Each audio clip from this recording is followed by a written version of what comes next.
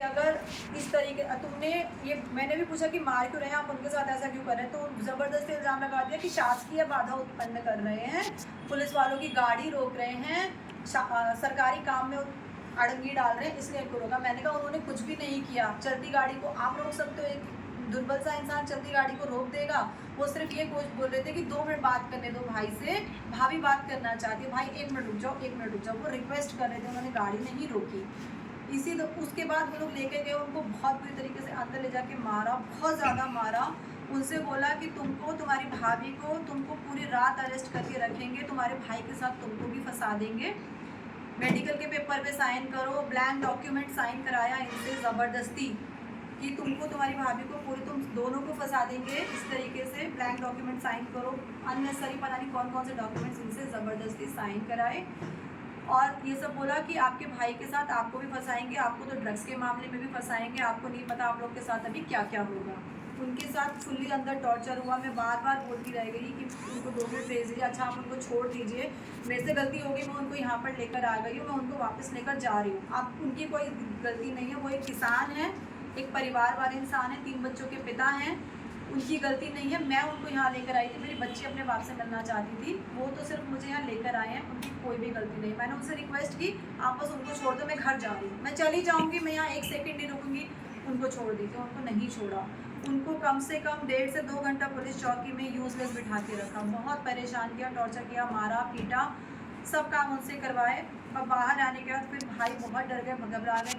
भाभी ने बोला, भैया ने बोला भाभी यहाँ से चलो, मुझे यहाँ से लेके चलो। वो मेरे सामने, he was literally begging like this, भाभी मुझे यहाँ से लेके चलो, भाभी मुझे यहाँ नहीं रहना, भाभी मैं आजकल कुछ नहीं करूँगा, भाभी मैं आपके किसी मामले में नहीं पड़ूंगा, मुझे यहाँ से लेके चलो।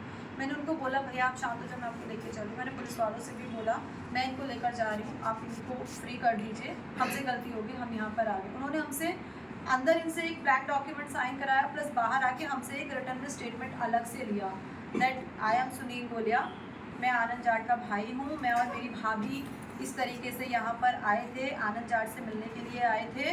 पुलिस अपने भाई आनंद जाट को वहाँ पे ना देखकर, जबकि हम देखकर हाइपर हुए थे या उनके पास भागे थे, अपने भाई को वहाँ ना देखकर या देखकर मैं आक्रोशित हो गया, और मैंने आक्रोशित होकर पुलिस के साथ अभद्रता का व्यवहार किया, मारपीट की, जिसके लिए मैं पुलिस वालों से माफ़ी मांगता हूँ, और मुझे भविष्य में ऐसा कोई अपराध ना करने की श्योरिटी देता हूँ। अब मुझे अपनी भाभी के साथ जाने की अनुमति दी जाए, मैं अपनी भाभी सोनम के साथ यहाँ से जा रहा हूँ। बस ये इनसे मेरे को, मैं पूरा, इसलिए लेटर मैंने पूरा पढ़ा तो मैं आपको कम्प्लीटली बता सकती हूँ। आप जाएंगे पुलिस चौकी में, ये लेटर आपको मिलेगा, अगर जेन्युइनली उन्होंने फाड़ा नहीं होगा तो। मैंने उनसे बोला मुझे इसकी रिसीविंग चाहिए, उन्होंने मुझे कोई रिसीविंग नहीं दी। आई सेड की कोई भी, उन्होंने मुझसे भी साइन कराया, मेरे ब्रदर से भी साइन कराया। उन्होंने बोला कि, मैंने बोला अगर मैं कोई रिटर्न डॉक्यूमेंट साइन करती हूँ तो मेरा राइट बनता है उसकी रिसीविंग लेना लीगली, वर्बल का तो कुछ भी नहीं चलता, वर्बल लैंग्वेज की कोई वैल्यू ही नहीं है आज के टाइम पे, रिटर्न लैंग्वेज की ही वैल्यू होती है। आई said I need the received copy of this, they said नहीं, कुछ नहीं मिलेगा। मैंने उनसे बोला कि return copy, receive copy, otherwise I click the picture, मैं मोबाइल में पिक्चर क्लिक कर रही थी, आप मुझे कॉपी नहीं दे रहे। तो उसके बाद क्या करते हैं, ये लोग नहीं मानेंगे, ये लोग नहीं मानेंगे, अंदर करो, दोनों को अंदर करो। जो टीआई वहाँ पे अनिल गुर्जर थे, ज़्यादा करके मैंने बोला आप इस तरीके से, आपने पहली बात तो उनको मारा, तो उस अनिल गुर्जर जो वहाँ के थाना इंचार्ज थे, उन्होंने मुझसे बोला कि ज़्यादा होगा तो तुझे भी चाटा मारूंगा, यहाँ से निकल। मैंने बोला आप यहाँ की टीआई हैं, पहली बात तो आपको एक फीमेल से बात करनी है, मैं बार बार आपसे बोल रही हूँ कि प्लीज़ आप आराम से बात कीजिए, आपसे पोलाइटली बात कर रही हूँ, बहुत प्यार से बात कर रही हूँ, मैं आपसे कोई बदतमीजी करने यहाँ पर नहीं आई हूँ। आप इतने नहीं बोलते, मैं ऐसे ही बात करता हूँ, मेरा यही तरीका है बात करने का, बात करने, ये मेरी चौकी है, ऐसे ही बात होगी। ज़्यादा बकवास की तो तुझे चाटा लगेगा, एक दूंगा, निकल यहाँ से। उसने मुझे गाली वाली भी दी, बट वो उस तरीके से जो बड़बड़ाने वाले वे में दी, लेकिन उसके बाद उसने जो मुझे चाटा, मैंने उसके बाद बोला, मैंने कहा आप टीआई हैं, आप एक मेल हो के आप एक फीमेल पे हाथ उठाएंगे, आप इंचार्ज इस पुलिस स्टेशन के, हाथ उठाऊंगा क्या कर लेगी, इस तरीके से उन्होंने मेरे से बहुत बदतमीज़ तरीके से बात की।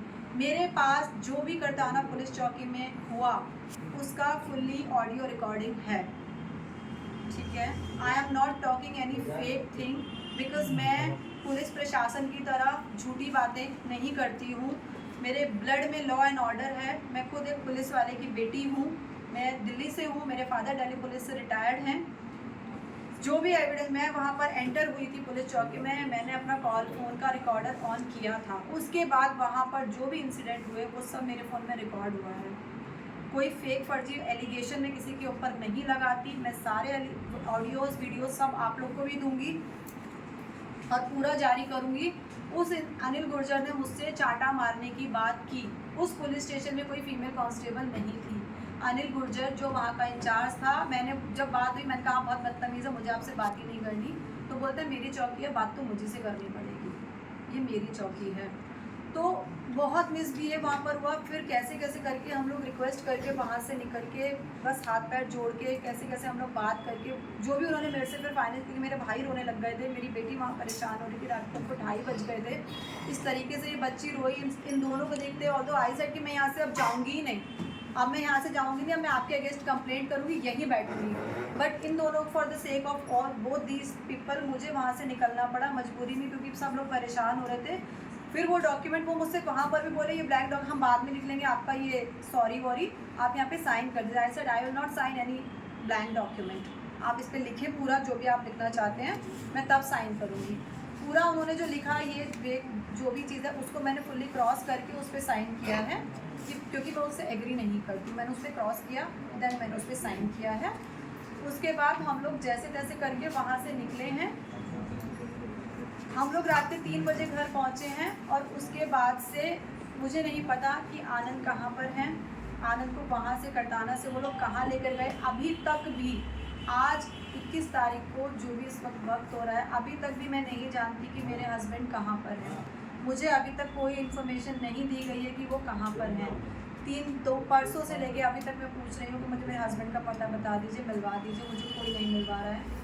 बच्ची बार बार पूछ रही है पापा कहाँ है, पापा कहाँ है, पापा कहाँ है, कुछ भी नहीं पता चल रहा है उनका कि वो कहाँ पर है। रही बात बीच की, अभी मुझे कल आज ही पता चला है कि आनंद को जहाँ पर भी है किसी से पता चला है कि आनंद के साथ वहाँ पर जो टॉर्चर हुआ है उनसे एक इस तरीके से उनको टॉर्चर किया गया है कि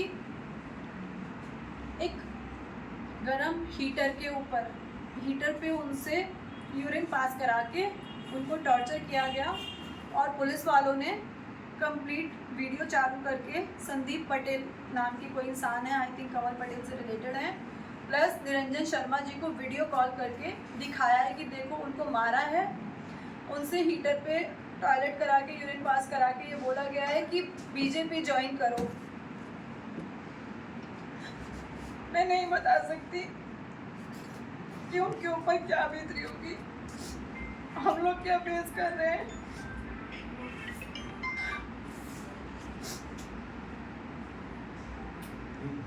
जबरदस्ती मार पीट के किसी को टॉर्चर करना कि बीजेपी ज्वाइन करो तो हम तुमको छोड़ देंगे, निरंजन शर्मा से माफ़ी मांगो, ओपनली निरंजन शर्मा के सामने अपॉलॉजी दीजिए तो हम आपको रिलीव कर देंगे। और मार पीट के किसी को ज़बरदस्ती टॉर्चर कराना या उससे कोई भी चीज़ का कन्फेशन लेना ये कानून नहीं बोलता। मैं भी कानून अच्छे से जानती हूँ, मैं लॉ एंड ऑर्डर बहुत अच्छे से समझती हूँ। निरंजन शर्मा कौन है? निरंजन शर्मा आरएसएस के कोई सीनियर ऑफिस लीडर है या whatever, I don't know. Literally I want to tell you कि मैं पॉलिटिक्स का पी भी नहीं जानती हूँ। मैं एक प्रोफेशनल गर्ल हूँ जो दिल्ली में भी जॉब करती थी, मुझे पॉलिटिक्स से कोई लेना देना नहीं है। मैं नहीं जानती हूँ निरंजन शर्मा एक्चुअल में कौन है, लेकिन एसपी सर ने भी मुझसे ये बात बोली जब लास्ट टाइम इशू हुआ था, मेरा उनसे कन्वर्जेशन हुआ था, मैं उनसे मिलके भी आई। उन्होंने ये बोला था कि मैडम आनंद अगर कांग्रेस के रिगार्डिंग कुछ लिखे, बीजेपी के रिगार्डिंग कुछ लिखे, मेरे पास आरके दोगने आते हैं आनंद की एफआईआर करने के लिए, मैं उनको भी एंटरटेन नहीं करता हूँ। आनंद के अगेंस्ट आनंद किसी पॉलिटिकल पार्टी को गालियाँ बके कुछ भी करे, मुझे उससे फ़र्क नहीं पड़ता। मेरा बस इशू ये है कि वो निरंजन शर्मा के अगेंस्ट ना लिखे। मैंने एसपी साहब से बोला कि सर आपने ये जो यूनिफॉर्म पहनी है ना, ये जनता के लिए पहनी है, not for an individual personal person.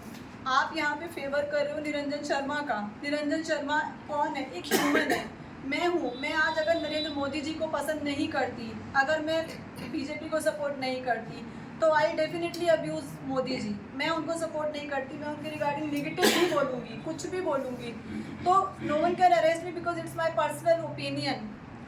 उन्होंने बोला कि कांग्रेस के रिगार्डिंग गालियां बके, कमल पटेल को बके, आर के डोमनी जी को बके, किसी को भी बके, मुझे फ़र्क नहीं पड़ता। मैं आनंद के सपोर्ट में अभी तक रहा हूँ, लेकिन बस एक मैंने उससे हमेशा से रिक्वेस्ट की है। आनंद मेरा बहुत अच्छा दोस्त है और अब मैंने उससे हमेशा सिर्फ एक रिक्वेस्ट की है कि निरंजन शर्मा के अगेंस्ट नहीं, निरंजन शर्मा के अगेंस्ट नहीं। बट मैंने उनसे पूछा कि अगर आनंद के निरंजन शर्मा के अगेंस्ट कुछ एविडेंस मिला है, he is social activist, everybody know very well, सब जानते हैं कि वो सोशल एक्टिविस्ट हैं। उनको अगर कोई भी इन्फॉर्मेशन मिलेगी वो पब्लिक उसको करते ही करते हैं, उसकी पब्लिसिटी वो करते ही करते हैं। तो अगर उनको निरंजन शर्मा जी के अगेंस्ट कुछ मिल भी रहा है तो उन्होंने क्या, रही बात निरंजन शर्मा जी की, निरंजन शर्मा जी एक संघ से जुड़े हुए हैं। संघ हमेशा मानव विकास, स्त्री सुरक्षा, इन्हीं सब चीज़ों की बातें करता है। तो मैं भी एक स्त्री हूँ, मेरी बेटी भी एक लड़की है। हमारी सुरक्षा की दायित्व किसने लिया, हमारी सुरक्षा की गारंटी किसने ली? बीच रास्ते पे मुझे मेरे पति से अलग कर दिया गया, किसी दो अनजान आदमी मुझे अपने साथ लेकर आ रहे हैं। किस चीज़ की गारंटी, किस सुरक्षा की मैं बात करूं? ना ही मैं इस चीज़ पे मैं खुद अपोज करूंगी। आपको कैसे पता चला कि इतना टार्चर हो रहा है? भाई दूसरी पीसी भी है, ठीक है, वाइट कर लेते हैं अपन। रही बात इसकी, तो मेरे साथ जितना भी मिसबिहेव हुआ है, मुझे इंजरी हुई है या मेरे को चाटा मारने की धमकी दी गई है अनिल गुर्जर के द्वारा, इस सब के चलते मैं आप लोगों से और सर्व समाज के लोगों से, सारे भाइयों से, सारी बहनों से, सब लोगों से विनती करती हूँ कि मेरे को सुरक्षा प्रदान की जाए और मेरा साथ दिया जाए। मेरे पति ने कोई काम अपराध नहीं किया है। वो परसों रात से भी पहले से 10 बजे से मेरे साथ ही थे।